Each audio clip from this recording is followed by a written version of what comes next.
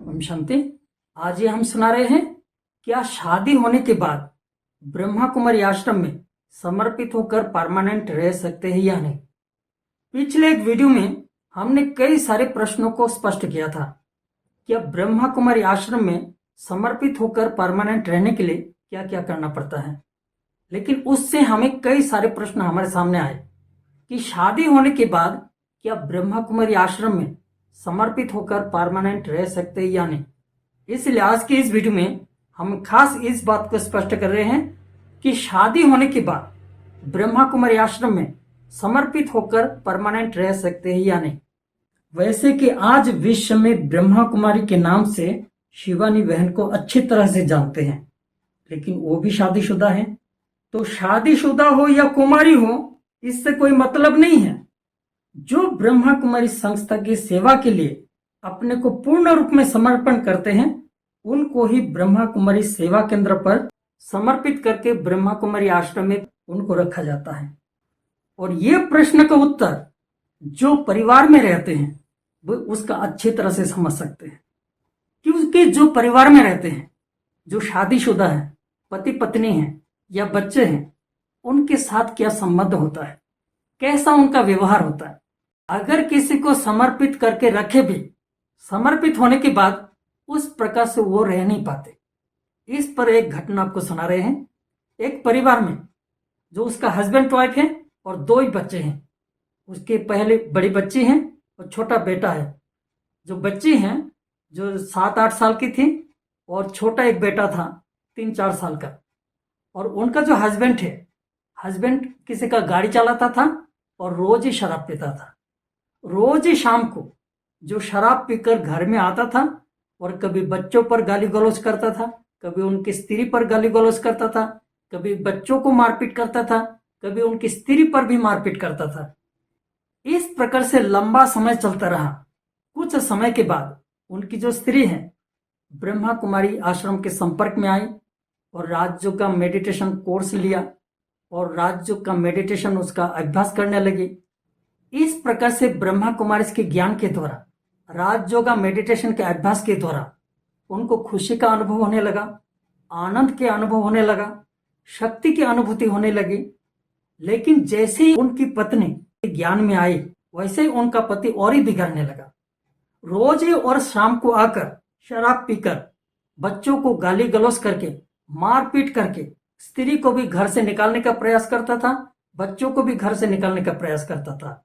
लेकिन वो भी उनकी पत्नी सहन कर लेते थे। उनके अंदर में एक सहन शक्ति आ गई। लेकिन इस प्रकार से भी एक लंबा समय बीतने लगा।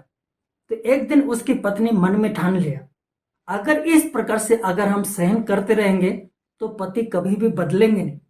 अगर पति को भी बदलना है तो हमें कुछ करना पड़ेगा। तो इस प्रकार से मन में एक दृढ़ संकल्प ले लिया था।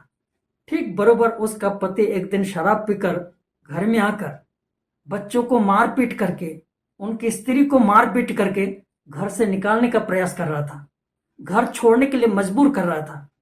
तो वे लोग घर छोड़कर सेंटर पे आ गए थे और सेंटर में जो निमित्त बहन जी हैं वो पहले से ही ये सारी कहानी सुन रहे थे। तो रात को घर छोड़कर आने के बाद उनको सेंटर में आश्रय दे दिया था। और रात भर जब वो घर गए नहीं हैं तो उसका पति समझ लिया। सुबह होने के बाद वो सेंटर में आकर माफी मांगकर वो सबको फिर से घर लेके गए थे। और इस प्रकार से पहले जैसे ही चलता रहा। एक दिन उसका पति शराब पीकर घर में आने के बाद उनका इतना गुस्सा चढ़ गया था, सबको इस प्रकार से पिटाई किया, किसी को सिर फुटा दिया, किसी को हाथ से खून निकालने लगा। तो वो लोग घर से जब निकाल दिया, घर छोड़कर आने के बाद उनको एक दूसरा सेंटर पर भेज दिया था। सुबह उस सेंटर में आने के बाद उनको सेंटर में मिला ही नहीं, और हालांकि उनको दूसरे सेंटर में ट्रांसफर कर दिया था। और उनकी पत्नी मन में ठान लिया था, मैं घर में कभी नहीं जाऊंगी।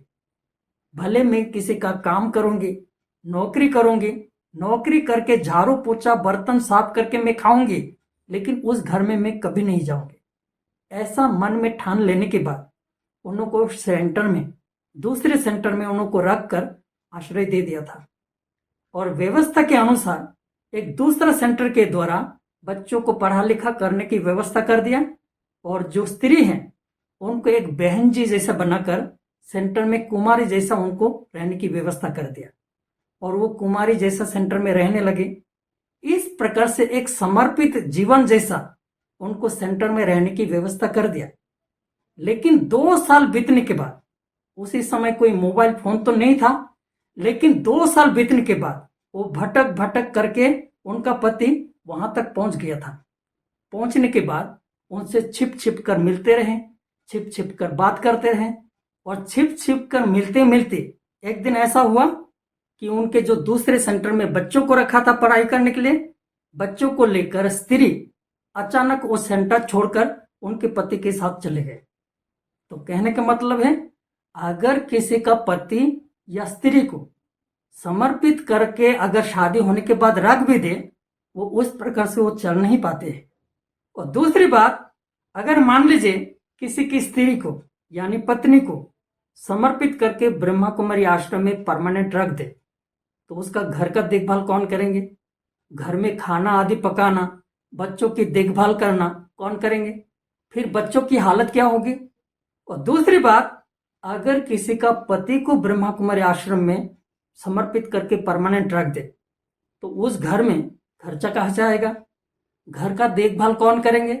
बच्चों की पालना कौन करेंगे? तो इस प्रकार से अगर किसी का पति को या पत्नी को ब्रह्मा कुमारी आश्रम में समर्पित करके रख दे, तो कितना परिवार नष्ट हो जाएगा।